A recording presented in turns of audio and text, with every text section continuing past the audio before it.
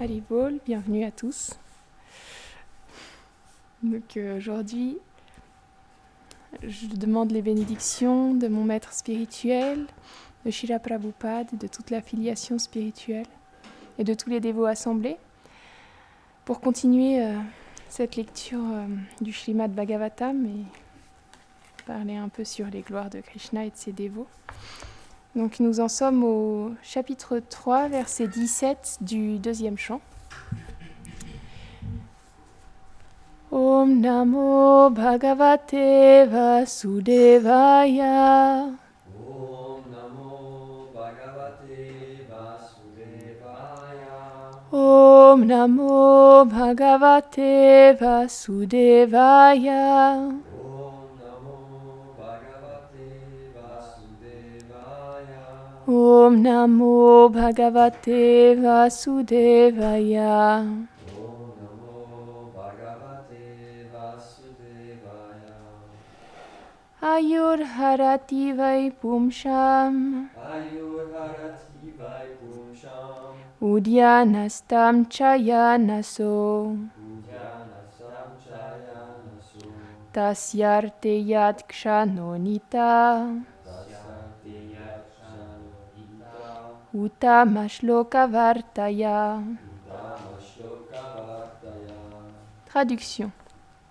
Le soleil levant et le soleil couchant dérobent en vain la vie de tous les êtres humains, excepté de l'homme qui passe chaque instant de sa vie dans des discours à propos du Seigneur. Commentaire. Le soleil se lève et se couche. Il vole la vie des hommes, excepté la vie où apparaît l'opportunité d'écouter les sujets liés au Seigneur Krishna.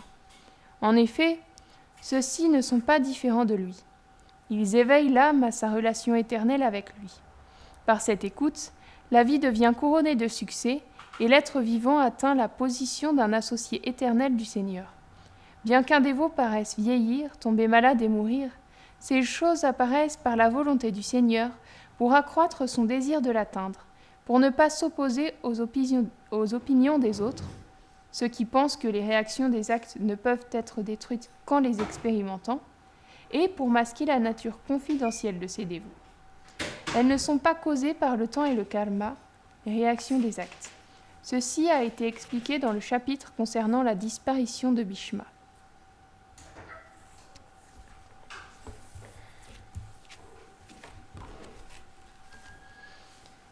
Om Agyanatimirandasya Gyananjana Sharakaya Shakshurun Miritam Yena Taismei Shri Gurave Namaha.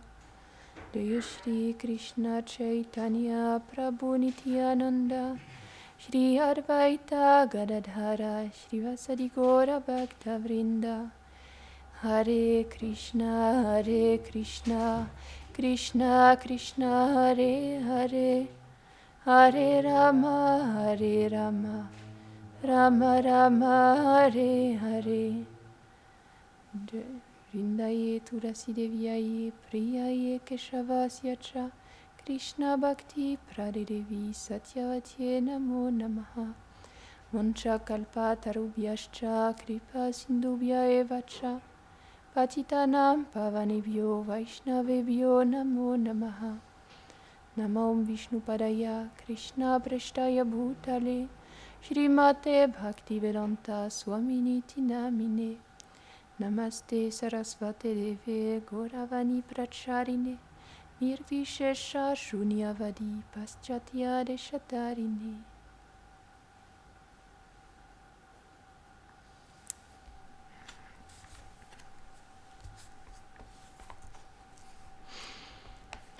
Dans le monde matériel, tous les êtres conditionnés, ils sont influencés par le temps. C'est ce qu'on explique dans ce verset lorsqu'on dit « Le soleil levant et le soleil couchant dérobent en vain la vie de tous les êtres humains, excepté de l'homme qui passe chaque instant de sa vie dans des discours à propos du Seigneur. » Parce que tant qu'on est conditionné, on est identifié à ce corps temporaire, eh bien on subit les lois de ce monde temporaire. Et donc tout être qui naît doit aussi vieillir et mourir un jour. Et encore, on erre dans ce cycle des morts et des renaissances, bien que l'âme, en vérité, elle soit complètement au-delà du temps. Elle n'est pas touchée un seul instant par l'influence du temps. Mais c'est simplement notre identification qui est touchée par ce temps, par cette roue du temps. Mais les dévots du Seigneur, parce qu'ils sont situés dans la transcendance, ils sont au-delà des influences de ce monde. Et donc le temps n'a pas d'emprise sur eux. Simplement, ils semblent en avoir. Parce que Krishna, il cache la nature exaltée de ses dévots. Et donc on peut voir dans de nombreuses histoires qu'il y avait des très grands dévots qui, bien qu'ils soient de grands sages, ils semblaient... ils n'avaient pas l'air de l'être extérieurement. On peut par exemple citer l'exemple de Jad Bharat, qui était un très très grand dévot du Seigneur, mais qui extérieurement il se faisait passer pour quelqu'un de simple d'esprit, parce qu'il avait déjà été, on va dire, piégé dans ses naissances précédentes, puisqu'il était un grand roi, il avait renoncé à tout, il s'était attaché à un fan, et du coup, à cause de ça, malgré qu'il ait renoncé à toute la terre entière pour pouvoir se donner au Seigneur, il avait dû reprendre naissance en tant qu'enfant, et dans sa naissance suivante, en tant qu'un brahmana, il a tout fait pour ne pas se réattacher. Et donc, ce qu'il a fait, c'est qu'il s'est fait passer pour un simple d'esprit. Et donc, malgré son apparence de personne un peu... de simple d'esprit, je ne sais pas comment dire d'autre. Un peu ça, niaise, voilà. Finalement, c'était un très très grand dévot et il a pu le montrer lorsque, par exemple, il y a ce divertissement avec... je sais plus, je crois que c'était un roi qui était dans un palanquin. Et vu que Jad Bharat, c'était une force de la nature, il était vraiment très imposant. Et le roi, il avait besoin d'un porteur, puisqu'il y en avait un qui s'était blessé. Et en tout cas, il y avait un porteur en moins. Et lorsqu'ils ont vu Jad Bharat, qui était sur la route, ils se sont dit qu'il était parfait pour faire ce job de porteur de palanquin. Mais Jad Bharat, il respectait tous les êtres. Donc il ne voulait pas marcher sur les fourmis, sur les insectes qu'il y avait au sol. Donc à chaque pas, il regardait partout avant de poser son pied. Alors le palanquin, il faisait un peu comme ça. Et le roi, il n'était pas très satisfait. Donc il s'est mis en colère contre lui. Parce qu'il ne connaissait pas du tout sa situation. Vraiment, on ne pouvait pas deviner qui il était. Mais finalement, au bout d'un moment, Jad Bharat, il a partagé sa miséricorde avec le roi. Et il lui a donné une leçon une très grande leçon. Et donc il lui disait, un jour on est roi et un jour on ne l'est pas. Donc tout ça, ce sont seulement des situations temporaires. Et donc le roi, lorsqu'il a entendu tout le discours de sagesse de Jad Bharat, il est tombé à ses pieds. Donc ça montre à quel point les dévots, ils peuvent être cachés dans des situations qui ne laissent pas paraître leur véritable position. Comme Prahlad Maharaj, l'autre jour, elle en a parlé, Shyamala. Et tous les devas, ils voulaient le tuer parce qu'il était le fils d'un démon. Mais finalement, lorsqu'il est né, tout le monde a pu se rendre compte à quel point c'était un grand dévot. C'était un tellement grand dévot que tous ses camarades de classe, ils étaient simplement emportés lorsqu'ils entendaient parler Prahlad Maharaj des gloires de Krishna.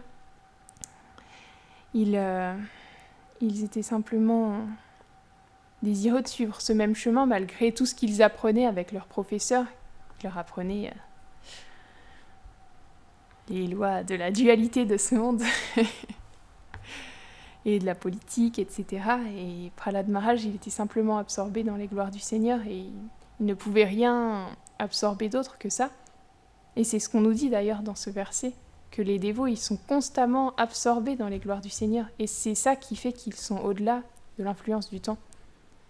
Et même, il est même dit qu'ils marchent sur la tête de la mort. Ils sont à tel point au-delà des lois de ce monde, qui ne sont même pas vraiment touchés par la mort.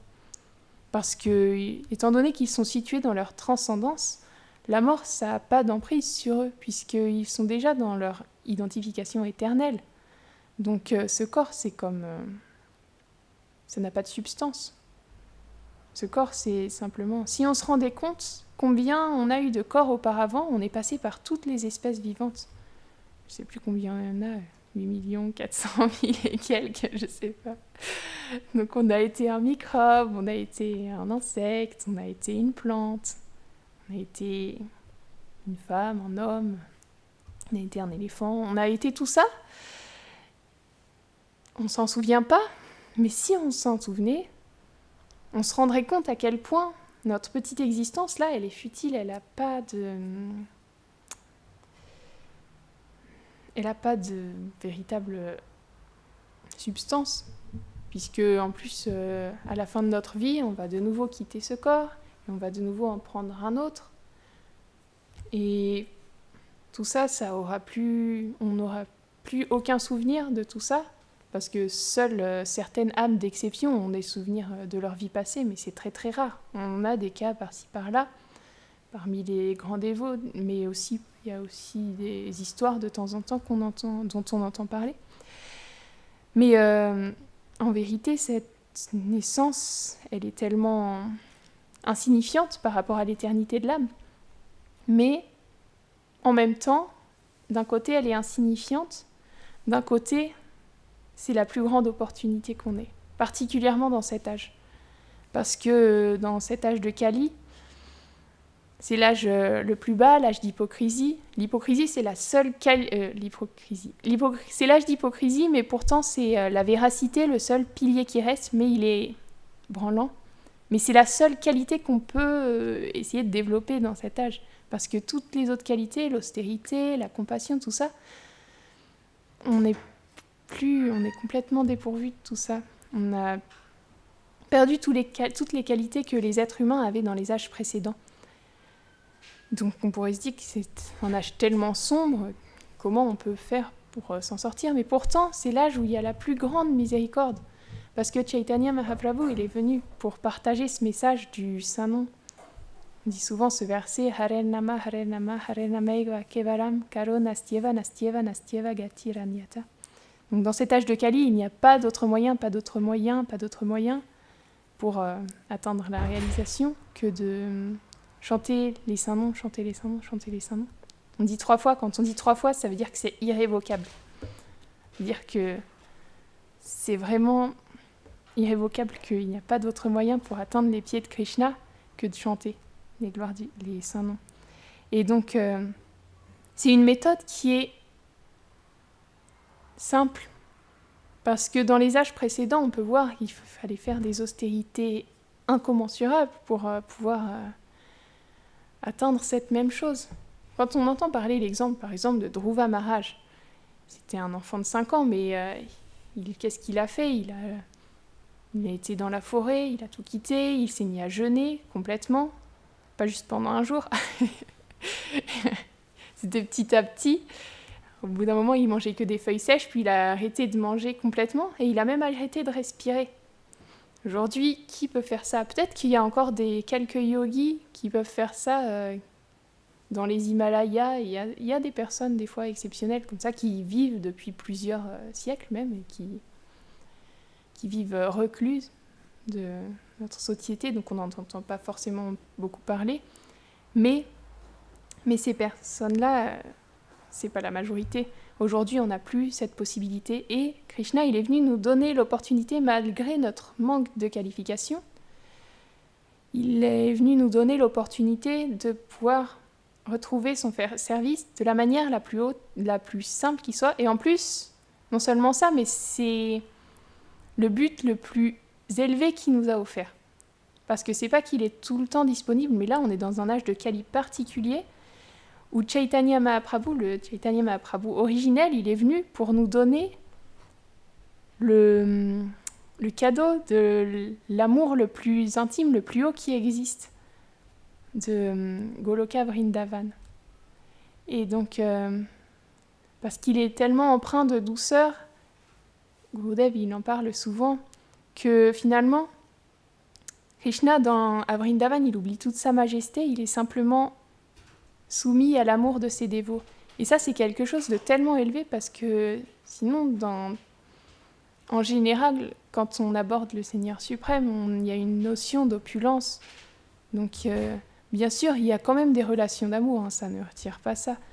Mais là, c'est vraiment un amour particulier à Vrindavan qui est tellement intime et qui est qualifié pour ça. Mais pourtant, c'est l'opportunité qu'on a dans cet âge. Donc cette vie, elle est finalement d'un côté tellement infime, mais d'un autre côté tellement précieuse. Et c'est pour ça que les dévots, quand on lit par exemple dans ce verset, ils disent que dans ce verset, il est dit « Le soleil couchant dérobe en vain la vie de tous les êtres humains, mais pas de ceux qui s'engagent dans l'écoute des gloires de Krishna. »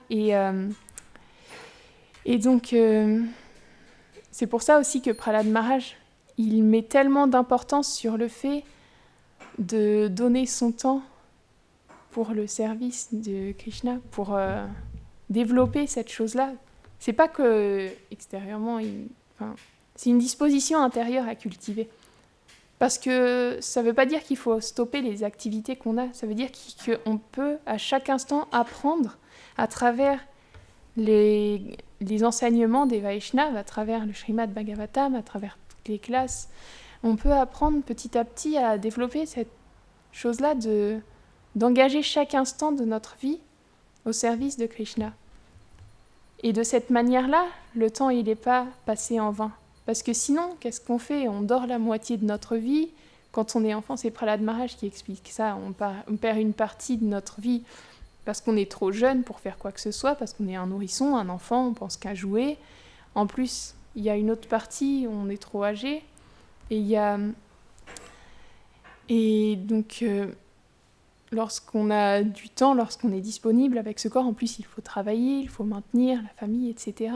Donc, quelle opportunité on a. On a tellement peu de temps, mais ce temps, si on l'engage au service, et donc à développer cette véritable identité, et comment à travers justement l'écoute des gloires de Krishna, à travers son souvenir, à travers le chant de ses noms, et à travers le service qu'on peut lui offrir à chaque instant, eh bien, c'est ça qui va nous permettre, ça fait que ce temps-là, il est utilisé de la manière la plus importante qui soit. Et une fois que un être, il a développé cette chose-là, finalement, tout le reste, ça n'a plus d'importance pour lui. Et les très grands dévots, ils sont simplement absorbés en Krishna, comme l'en parlait aussi pour Prahlad Maharaj, encore une fois. Il était simplement absorbé dans les gloires de Krishna et il n'avait même plus conscience des activités externes qu'il avait. Il était, lorsqu'il mangeait, lorsqu'il se couchait, lorsqu'il devait faire toutes ces activités pour maintenir son corps, parce qu'il faut faire des tas de choses pour le maintenir, ce corps matériel, mais il n'avait même plus conscience de ça, c'était comme pris en charge. Et lui, il était simplement absorbé dans les gloires de Krishna. Et c'est ça notre but, c'est ça notre exemple, de pouvoir simplement vivre pour Krishna, tout faire, marcher pour Krishna, respirer pour Krishna, et ça paraît loin, mais c'est la miséricorde, enfin ça paraît loin, disons que c'est très élevé comme but, parce que de passer chaque instant de sa vie à être engagé dans le service de Krishna, ça nécessite d'être un pur dévot. Mais par la miséricorde des Vaishnavas, on peut avoir accès à ça, malgré les limites de tout notre conditionnement. Mais les Vaishnavas, ils nous donnent l'opportunité d'avoir accès à ça. Mais c'est la seule chose qui pourra nous permettre. On ne peut pas nous-mêmes, on n'a pas la force en tant qu'âme conditionnée, on ne peut pas se battre contre ça. Contre toute cette identification, ça ne sert à rien d'essayer, on peut simplement mendier la miséricorde des Vaishnavas. Il y a des grands Vaishnavas qui sont venus nous partager ça. Srila Prabhupada, il a traversé l'océan, il est venu dans une terre qui était tellement dégradée par rapport à l'endroit d'où il venait. Il venait de Vrindavan et il est arrivé dans un endroit ici où on avait tout oublié et tout était centré sur le plaisir des sens. Et on a complètement mis de côté Krishna. Et pourtant, il a fait ça et il est venu pour donner cette opportunité-là de retrouver le service éternel de Radha et Krishna. Parce que c'est la seule chose qui a de l'importance finalement. Parce que c'est la seule chose pour laquelle on est fait. Tout le reste, c'est juste des futilités qui habitent notre cerveau pendant un temps. C'est comme... Un jour, on se rendra compte à quel point tout le reste, c'est plus... C'est pas ce qu'il y a d'important, juste on sera un serviteur. Comme dans Bhaktivinoda Thakur, il dit « Toute cette maison, elle ne m'appartient plus. Mon épouse, c'est simplement ta servante. Mes enfants, ce sont ses serviteurs. Ma maison, c'est ta demeure. Et moi, je suis simplement ton serviteur. » Et donc, même Bhaktivinoda Thakur, il est venu nous montrer à quel point c'était possible dans toutes les conditions. C'est pas besoin d'aller dans la forêt comme un reclus. Bhaktivinoda Thakur, il avait une grande famille. Bien sûr, c'était pas n'importe qui, mais il a quand même montré cet exemple-là. C'était un magistrat, donc il avait un travail qui lui prenait beaucoup de temps et d'énergie, mais il était entièrement engagé au service de Krishna. Donc voilà ce que je voulais partager à travers ce verset aujourd'hui, puisque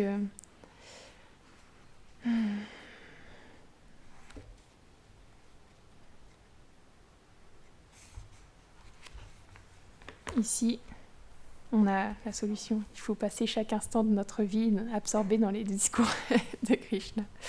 Et donc, en plus, Gurudev, il nous donne l'opportunité, à travers le Srimad Bhagavatam, de pouvoir avoir accès à cette connaissance merveilleuse sur Krishna, ses différentes incarnations, sur ses différents dévots qui sont tellement inspirants. Donc, on peut demander leur miséricorde à tous ces grands dévots, et pour pouvoir un jour être absorbé entièrement, à 100%, dans le service et dans les gloires de Krishna. Est-ce que quelqu'un veut ajouter quelque chose ou poser une question? Oui. Srimad Bhagavatam, qui